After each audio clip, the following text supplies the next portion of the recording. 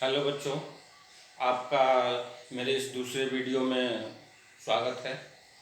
हमने पहले वीडियो में पॉलिटिकल साइंस का 12 क्लास का फर्स्ट चैप्टर का आधा पार्ट करा था और इसमें फर्स्ट चैप्टर जो है शीत युद्ध का दौर।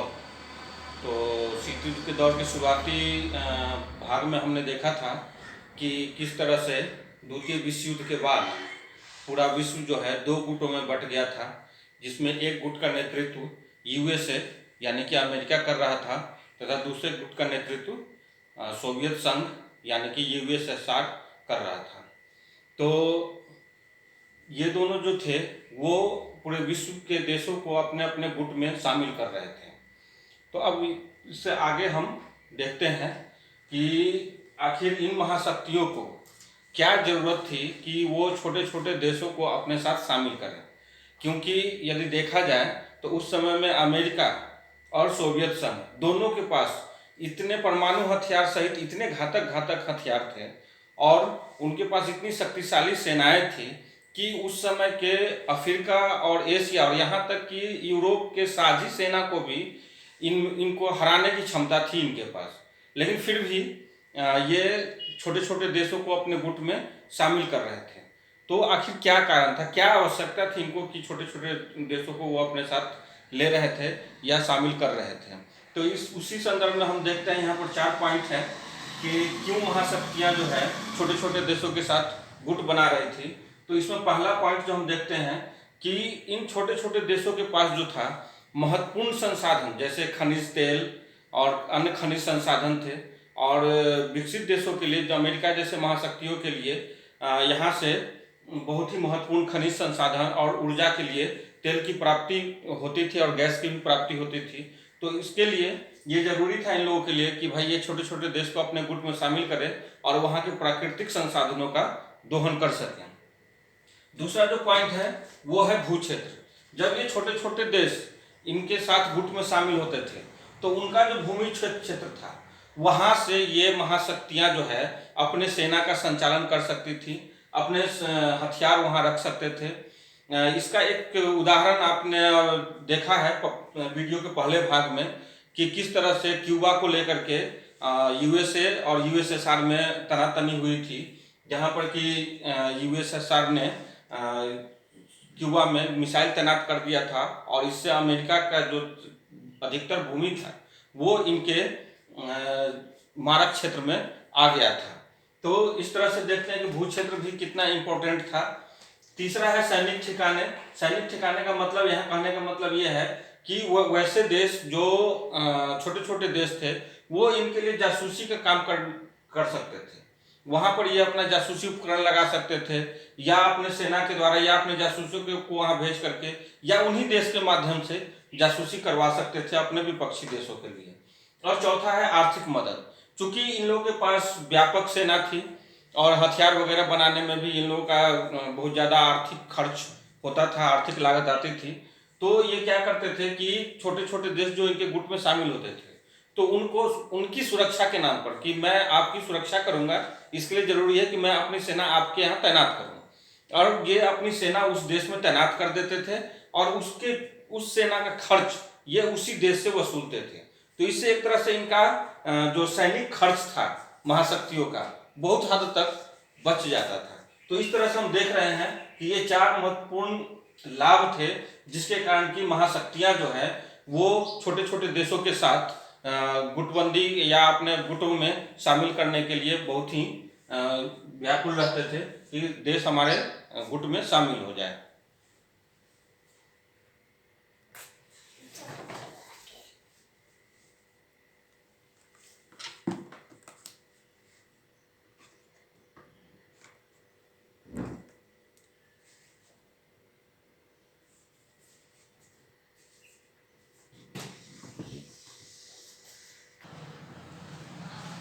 इस प्रकार हम देखते हैं कि दोनों महाशक्तियां जो हैं वो गुट बना करके एक दूसरे के विरोधी खेल में पूरे विश्व को बांट चुका है।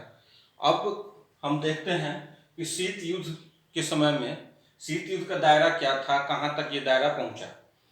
तो शीत युद्ध के दायरे का कहने का मतलब ये है कि वैसा क्षेत्र जहां दोनों विरोधी खेमे में बटे देश जो हैं उनके बीच में संकट के अवसर आए, युद्ध हुए या होने की संभावना बनी, लेकिन बात एक हद से ज़्यादा नहीं बढ़ी और दोनों महाशक्तियों के बीच युद्ध नहीं हुआ। हालांकि उनके सपोर्टर देशों के या उनके गुट में शामिल देशों के बीच में युद्ध हुआ या होने की संभावना बनी, लेकिन उस कारण से दोनों महादेशों में युद्ध नहीं शुरू हुआ। तो वैसे ही सिचुएशन को शीत युद्ध के दायरे में रखा जाता है। तो इसके कई सारे एग्जाम्पल है जहाँ पर कि समस्या उभरी, लेकिन वो समस्या एक हद से ज़्यादा नहीं बढ़ी। इसमें सबसे पहले आता है कोरिया युद्ध।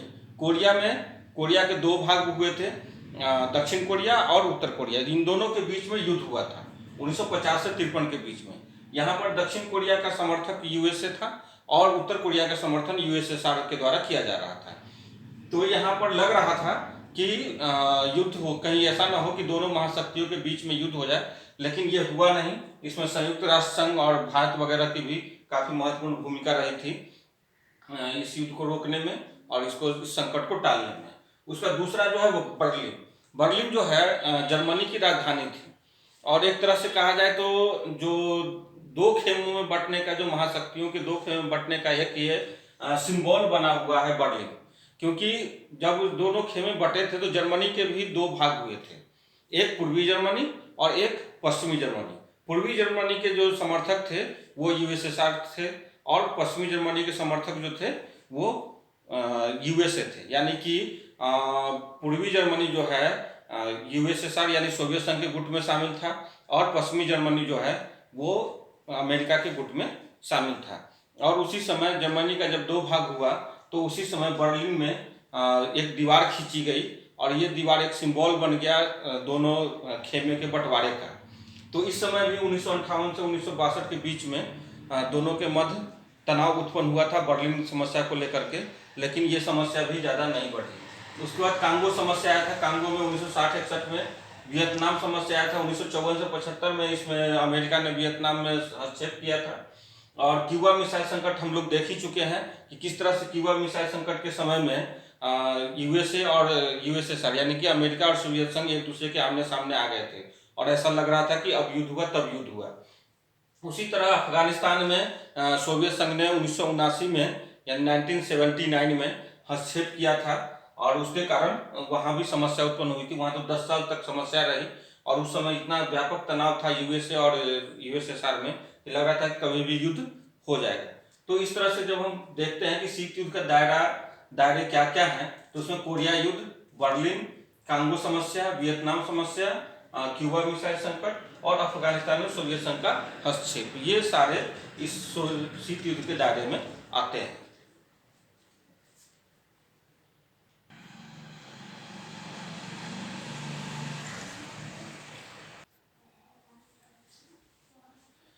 एक चीज और हम लोग देखते हैं कि एक तरफ तो द्वितीय विश्व युद्ध के बाद पूरा विश्व जो है दो खेमों में बट गया है, दो ध्रुव में बट गया है, एक सोवियत संघ के नेतृत्व में और एक यूएसए अमेरिका के नेतृत्व में। लेकिन इसी बीच द्वितीय विश्व युद्ध के बाद बहुत सारे ऐसे देश थे जो पहले उपनिवेशवाद के चंगुल में फंसे हुए थे, गुलाम थे। वो बहुत सारे देश अब आज़ाद हो रहे थे और जब वो आज़ाद हो रहे थे तो उनकी स्थिति ऐसी थी कि वो आर्थिक रूप से बहुत ही पिछड़े हुए थे और उनको सभी देशों से सहायता की आवश्यकता थी और वो ये नहीं चाहते थे कि अब हम फिर से गुलाम बने। किसी एक गुट में जाने का मतलब था कि वो दूसरे गुट के दुश्मन बन गए, पहली बात। दूसरी बात कि जिस गुट में वो शामिल होंगे उन्हें उस गुट के नीति को ही अपनाना पड़ेगा, ये अपनी कोई स्वतंत्र नीति नहीं अपना सकते हैं और उसके अनुसार ही ये अपने संसाधनों का उपयोग कर सकते थे। तो इन दोनों स्थितियों को देखते हुए ये गुटों में जाने से ये सारे देश बचना चाहते थे। भारत भी इसमें शामिल था। तो इसी समय इन समस्याओं को लेकर के कि भाई ये जो गुट बटा हुआ है, तो दो गुटों में पूरा विश्व बटा हुआ है और इन गुटों में बहुत ही ज़्यादा तनाव रहता है। एक गुट में शामिल होने का मतलब मान लिया जाता है कि वो दूसरे गुट का दुश्मन है और इस तरह से वो दूसरे गुट से सहायता पाने से वंचित रह जाता है। तो इस तरह से भारत सहित अन्य जो उस समय आज़ाद हो रहे थे देश के नेताओं ने मिलकर विचार किया कि क्यों ना हम इन दोनों देशों से अलग एक अपनी विचारधारा लेके चलें। तो इसी संदर्भ में 1955 में बांडुंग यानी इंडोनेशिया का एक शहर है बांडुंग, वहाँ पर 1955 में इन्हीं सारे देशों के नेताओं के द्वारा एक सम्मेलन बुलाया गया। इसको एफ्रो एशियाई सम्मेलन कहा गया है। यानी कि जो अफ्रीका महादेश हैं और एशिया के महादेश के जो वैसे देश जो उस समय आज़ाद हो रहे थे और दोनों गुट में से किसी गुट में शामिल नहीं होना चाहते थे, उन देशों का ये सम्मेलन बुलाया गया था। और यहीं पर गुट निरपेक्ष आंदोलन की भूमिका तैयार हुई। जो गुट निरपेक्ष आंदोलन की भूमिका तैयार हुई उसमें 5 जो देश थे, 5 देश के जो नेता थे, उन्होंने महत्वपूर्ण भूमिका निभाई थी और इसीलिए इन्हें गुट निरपेक्ष आंदोलन के संस्थापक नेता के रूप में स्वीकार किया जाता है। ये 5 नेता हैं भारत के पंडित जवाहरलाल नेहरू, जो उसमें भारत के प्रधानमंत्री थे। उसके बाद जोसेफ ब्रोज टिटो, जो यूगोस्लाविया के राष्ट्रपति थे। उसके बाद हैं गमाल अब्दुल नासिर, उस समय मिस्र के राष्ट्रपति थे। और सुकर्नो इंडोनेशिया के राष्ट्रपति थे। और वामे ए नक्रुमा ये घाना के राष्ट्रपति थे। तो इस तरीके से ये जो 5 नेता हैं, जो 5 देश के 5 नेता हैं, इन्होंने गुट निरपेक्ष आंदोलन की एक खाका तैयार किया। और इस गुट निरपेक्ष आंदोलन की जो भूमिका तैयार हुई वो बांडुंग सम्मेलन में 1955 में तैयार हुई। उसके बाद इस गुट निरपेक्ष आंदोलन का जो प्रथम सम्मेलन बुलाया गया वो बेलग्रेड, यूगोस्लाविया का एक शहर है बेलग्रेड, वहाँ पर 1961 में गुट निरपेक्ष आंदोलन की प्रथम सम्मेलन हुआ। और इस सम्मेलन में 25 देशों ने हिस्सा लिया। यानी कि प्रथम सम्मेलन में 25 देश गुट निरपेक्ष आंदोलन के सदस्य बने।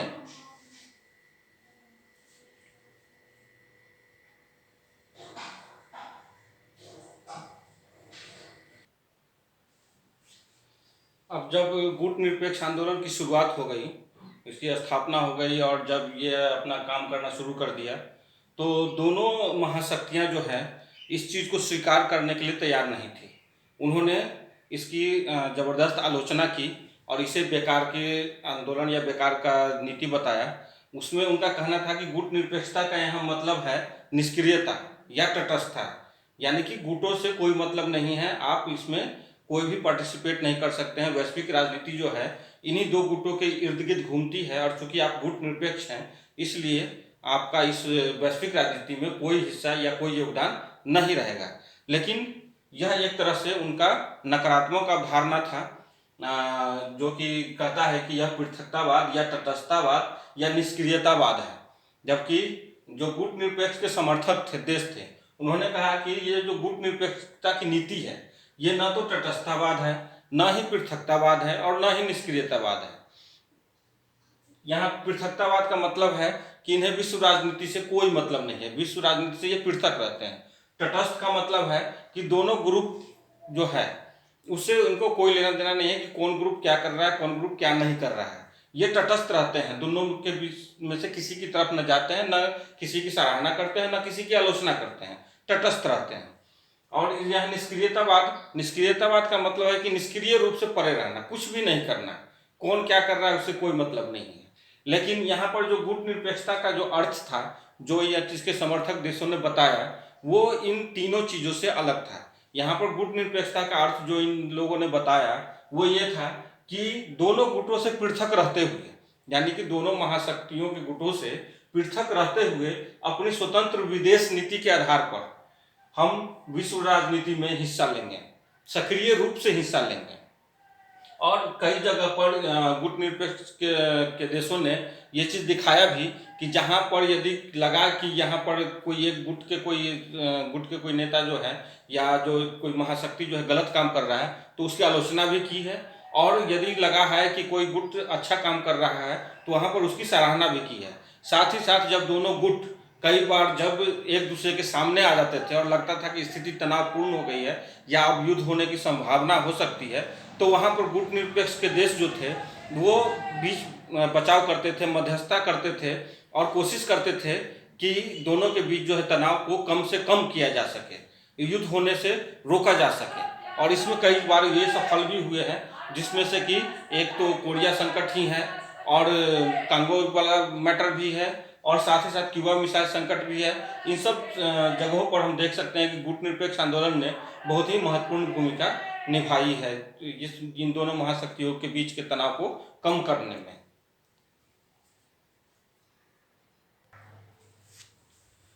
इस तरह से हम देखते हैं कि जो अल्प विकसित देश है, जो अभी अभी आज़ाद हुए हैं, उपनिवेशवाद के चंगुल से मुक्त हुए हैं, उन्होंने गुटनिरपेक्षता के माध्यम से विश्व राजनीति में हिस्सा लेना प्रारंभ कर दिया है। इसी संदर्भ में ये जो संयुक्त राष्ट्र संघ है उसकी एक संस्था है अंकटाड। अंकटाड यानी कि United nation conference on trade and development, यानी कि संयुक्त राष्ट्र व्यापार एंड तथा विकास सम्मेलन। ये एक संस्था है जो कि यही विकासशील देश या अल्प विकसित देशों की संस्था है। इसके माध्यम से एक रिपोर्ट प्रकाशित की गई towards a new trade policy for development, यानी कि विकास के लिए एक नया पॉलिसी तैयार किया गया कि भाई जो अल्प विकसित देश है या जो विकासशील देश है उनका विकास कैसे हो। इस संबंध में अंकटाड के द्वारा एक रिपोर्ट दिया गया और इस रिपोर्ट के आधार पर ही एक नव अंतर्राष्ट्रीय आर्थिक व्यवस्था की मांग की गई, यानी कि जो वर्तमान उस समय में आर्थिक व्यवस्था चल रही थी जिसके केंद्र में दोनों महाशक्तियां थीं और उन्हीं के हिसाब से विश्व आर्थिक व्यवस्था का संचालन हो रहा था। वो जिस देश से चाहते थे, जिस कीमत पर चाहते थे, वहाँ से खनिज संसाधन या अन्य महत्वपूर्ण वस्तुएं लेते थे या कच्चा माल लेते थे और फिर अपने यहाँ अपने उद्योगों में उसे बना करके और फिर उसी देश को महंगे दामों में बेचा करते थे। यहाँ तक कि अल्प विकसित देश या विकासशील देश को जो कमजोर थे उनको अपने कच्चे माल का मूल्य तय करने का भी अधिकार नहीं था। तो इसी संदर्भ में नई अंतर्राष्ट्रीय आर्थिक व्यवस्था की मांग की गई। इसको नियो भी कहा गया, NIEO, नियो यानी कि न्यू इंटरनेशनल इकोनॉमिक ऑर्डर, यानी कि नव अंतर्राष्ट्रीय आर्थिक व्यवस्था। इसमें कहा गया कि जो अल्प विकसित देश के जो प्राकृतिक संसाधन है इस पर जो अधिकार है वो उन अल्प विकसित देशों का है जिस देश में वो प्राकृतिक संसाधन है। तो जब उनका अधिकार है तो उसका मूल्य निर्धारण और बाजार में वो किसे बेचना चाहते हैं, किसे बेचना नहीं चाहते हैं, इसका निर्णय भी वही देश, उन्हीं देश को करना चाहिए, न कि महाशक्तियों को। तो इस आधार पर इन्होंने जो रिपोर्ट दी उस आधार पर एक जो कंक्लूजन निकल के आया वो ये निकल के आया कि यदि जो अल्प विकसित देश है या विकासशील देश है उनको विश्व अर्थव्यवस्था में यदि न्यायपूर्ण तरीके से जगह दिया जाए और उनको भागीदारी करने का अवसर दिया जाए तो इससे उन अल्प विकसित देशों का विकास संभव होगा। इससे उनके अपने प्राकृतिक संसाधन को अधिकार मिलेगा जिसका वो अपने हिसाब से उपयोग कर सकते हैं या अपने हिसाब से दाम तय कर करके बेच सकते हैं। साथ ही उन्हें जो विकसित देशों से जो टेक्नोलॉजी लेना पड़ रहा है जो महंगे दामों में और खराब, जब वहाँ पर रिजेक्ट हो जाता है तो वही टेक्नोलॉजी उनको सप्लाई कर दिया जाता था, तो महंगे दाम भी पड़ता था और टेक्नोलॉजी भी पिछड़ा हुआ रहता था। तो यदि इनको पार्टिसिपेट करने का अवसर दिया जाए तो उनसे टेक्नोलॉजी भी अच्छा प्राप्त होगा और ये अपने जो प्राकृतिक संसाधन है, खनिज है या ऊर्जा के स्रोत हैं, उनका ये अपने हिसाब से मूल्य भी तय कर सकेंगे। इससे इनका विकास संभव हो सकेगा। तो इसी व्यवस्था को नियो कहा गया, न्यू इंटरनेशनल इकोनॉमिक ऑर्डर या नव अंतर्राष्ट्रीय आर्थिक व्यवस्था, जो कि संयुक्त राष्ट्र संघ के अंकटाड संस्था के द्वारा एक रिपोर्ट जो जारी की गई थी towards a new trade policy for development, इसी के आधार पर यह नव अंतर्राष्ट्रीय आर्थिक व्यवस्था की मांग की गई थी। हालांकि 1980 के आते आते 1980-85 तक आते आते ये मांग कमजोर पड़ गई। वो इसलिए कि एक साथ सभी विकसित देशों ने इस व्यवस्था का विरोध किया, क्योंकि उनका जो इसके माध्यम से विकसित देशों का जो वर्चस्व था वैश्विक आर्थिक व्यवस्था पर, उस वर्चस्व का विरोध हो रहा था, उस वर्चस्व को तोड़ने की बात की जा रही थी। तो इसका विरोध सभी विकसित देश एक साथ एक सुर में करने लगे, जबकि जो अल्प विकसित देश थे वो अपने आप को यूनाइट नहीं कर पा रहे थे, इकट्ठा नहीं कर पा रहे थे, और जब यूनाइट नहीं हो पा रहे थे तो वो अपनी मांगों को ज़्यादा प्रभावी ढंग से प्रस्तुत भी नहीं कर पा रहे थे। तो अंततः 1980 के 1974 में ये सब हुआ था। 1980 के आते आते ये चीज़ें फिर कमजोर पड़ने लग गई।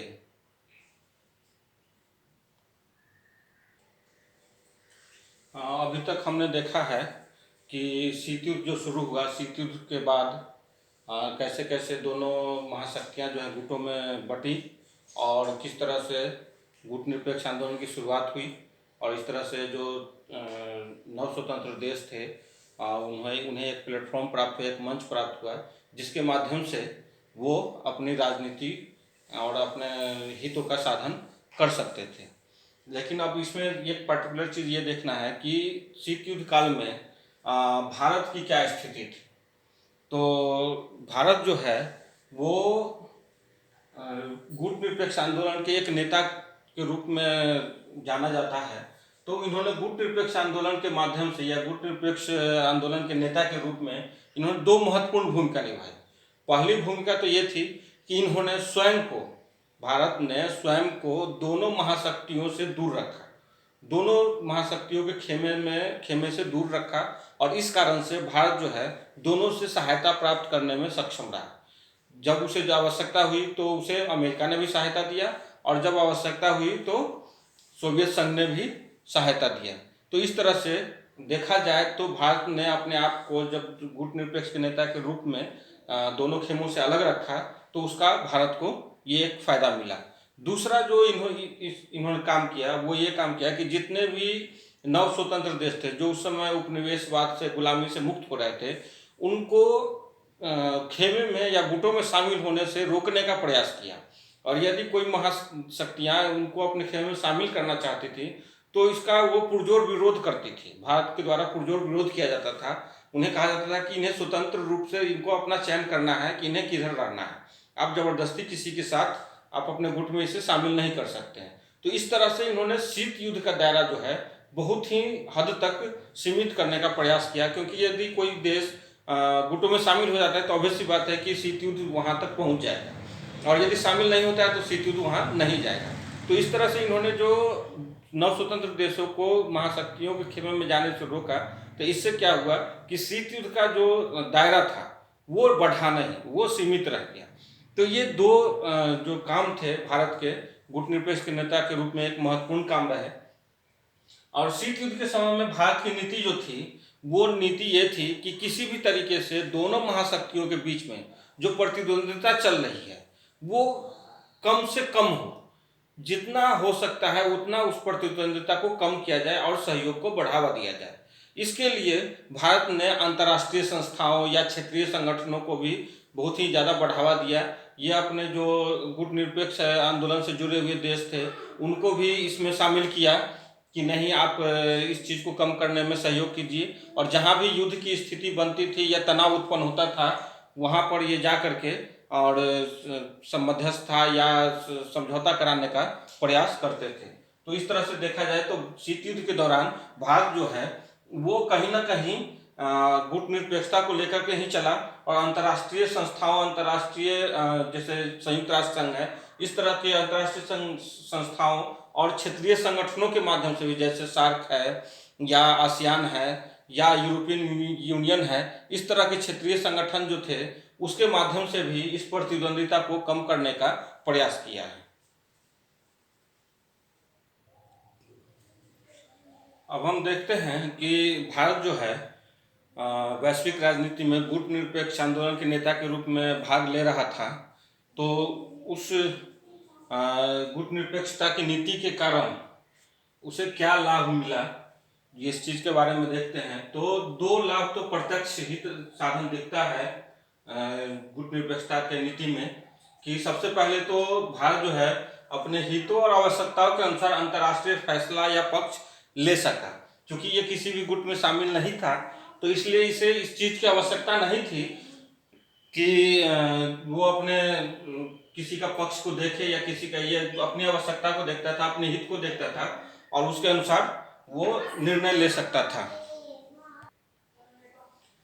तो इस प्रकार से हम देख रहे हैं कि भारत ने दो तरीके से अपना हित साधन किया।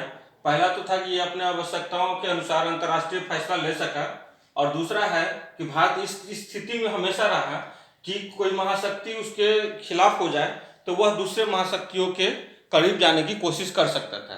तो ऐसी स्थिति में दोनों महाशक्तियों में से कोई भी भारत को इग्नोर नहीं कर सकता था, भारत की अनदेखी नहीं कर सकता था। क्योंकि एक यदि इग्नोर कर रहा है, एक यदि उसके खिलाफ जा रहा है तो वो दूसरे के पास जा सकता था। तो इस चीज़ को देखते हुए ये अंतर्राष्ट्रीय राजनीति में इसकी एक महत्वपूर्ण भूमिका बनी हुई थी। अब भारत की गुटनिरपेक्षता की नीति की आलोचना भी की गई है।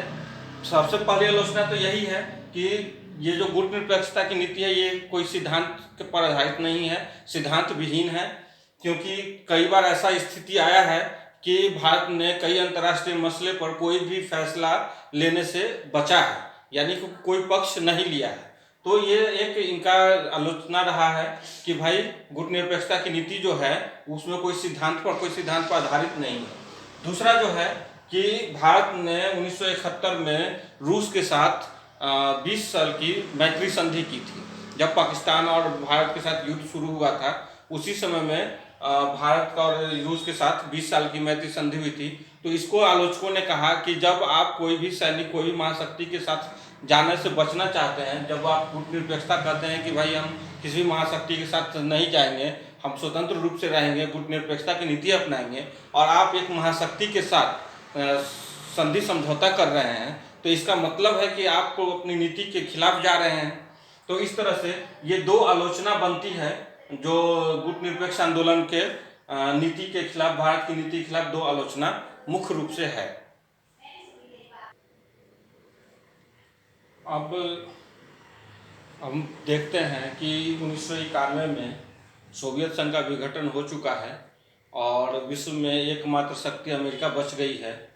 तो वैसी स्थिति में जबकि महाशक्तियों के बीच जो प्रतिद्वंदिता थी वो समाप्त हो चुकी है और मात्र एकमात्र शक्ति बच गई है, तो वैसी स्थिति में गुटनिरपेक्षता की नीति की अप्रासंगिकता रह गई है या नहीं रह गई है। तो जो इसके आलोचक हैं उनका कहना है कि चूंकि गुटनिरपेक्षता की जो गुटनिरपेक्ष आंदोलन जो थी वो उस दौर के उपज है जब दो महाशक्तियों के बीच प्रतिद्वंदिता थी। अब जब यह प्रतिद्वंदिता ही समाप्त हो गई तो फिर गुटनिरपेक्षता की नीति या गुटनिरपेक्ष आंदोलन की कोई आवश्यकता अब नहीं रह गई है। लेकिन फिर भी कई मायनों में बदलते वैश्विक परिदृश्य में अभी भी गुटनिरपेक्षता की बहुत ही ज़्यादा आवश्यकता है और ये अभी भी प्रासंगिक है। इसको हम इस संदर्भ में देख सकते हैं कि ये जो है गुटनिरपेक्षता की नीति अभी भी विकासशील देशों को एकजुट रखने के लिए आवश्यक है।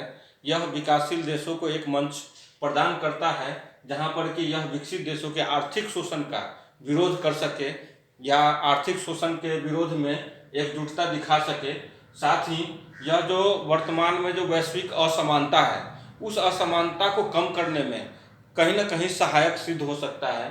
उसके बाद जो वर्तमान में वैश्विक व्यवस्था में जो एक दो देशों की जो चल रही है, अमेरिका के कहीं चल रहा है या अब चीन उभर के सामने आ रहा है, तो एक दो देशों के अनुसार जो वैश्विक व्यवस्था चल रही है उसको अधिक लोकतांत्रिक बनाने में ये काफ़ी हद तक सहायक हो सकता है। और साथ ही जो विकासशील देश हैं जो कि अभी तक अपने आर्थिक विकास के लिए या तकनीक के लिए या प्रौद्योगिकी के लिए विकसित देशों पर जो निर्भर हैं, तो ये एक मंच प्रदान कर सकता है गुटनिरपेक्ष आंदोलन विकासशील देशों को आपस में सहयोग करने के लिए।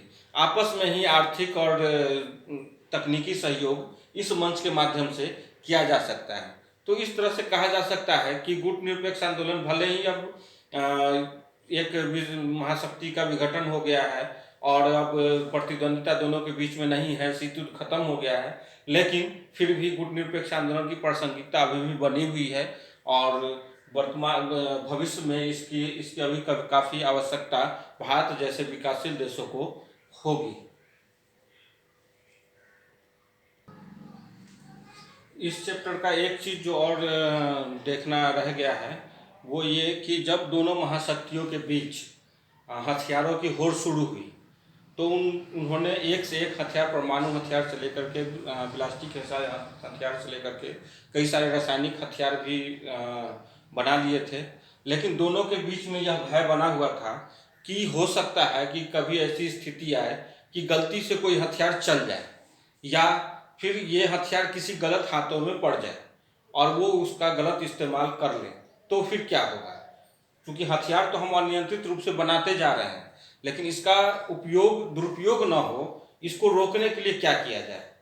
तो फिर दोनों महाशक्तियों ने मिलकर के कुछ प्रयास किए जिससे कि हथियारों की संख्या को कम रखा जा सके, सीमित किया जा सके, एक सीमा से ज़्यादा नहीं बढ़ाया जाए, या फिर उसको समाप्त ही कर दिया जाए। कुछ ऐसे हथियार हैं जो कि यदि गलत हाथों में पड़ गए तो फिर वो उससे पूरे विश्व का विनाश संभव है।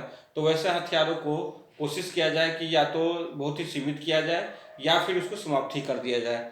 तो इसके लिए दोनों महाशक्तियों के बीच कई समझौते हुए। शुरुआत जो हुआ है LTBT यानी कि सीमित परमाणु परीक्षण संधि 1963 में, ये पहला संधि हुआ दोनों महाशक्तियों के बीच में, जिसमें कि परमाणु परीक्षण की संख्या सीमित की गई और ये भी सीमित किया गया कि इसको वायुमंडल में परीक्षण नहीं किया जाएगा बल्कि धरती के नीचे परीक्षण किया जाएगा। उसके बाद आता है 1968 में परमाणु अप्रसार संधि यानी कि NPT।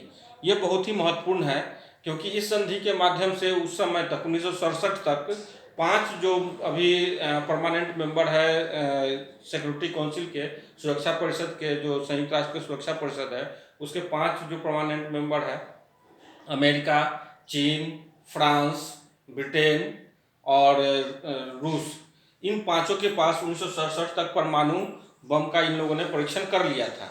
लेकिन इसके बाद इन्होंने ये 1968 में संधि किया कि अब कोई भी देश परमाणु परीक्षण नहीं करेगा, अन्य देशों को रोक लगाया गया।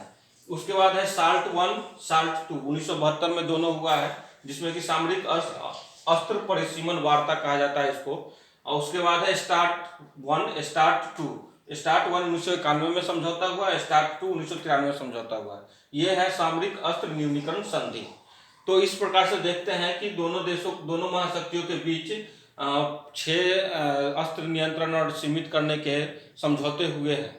तो इस प्रकार अब पहला चैप्टर अब खत्म हो गया, शीत युद्ध का दौर। उसके बाद अब अगले वीडियो में दूसरा चैप्टर लेकर के फिर आएंगे। नमस्कार। और एक चीज़ और कहना था कि इससे संबंधित जो थोड़े बहुत क्वेश्चन जो बनते हैं, कौन कौन से क्वेश्चन एग्जाम में पूछे जाते हैं, खास करके जो 1 लाइनर क्वेश्चन है, उसके लिए अब एक वीडियो बनाएंगे जिसमें कि हम 1 लाइनर क्वेश्चन को रखेंगे और उसका आंसर उसी में दिया जाएगा और आपसे भी कहा जाएगा, आप उसका आंसर दे सकते हैं।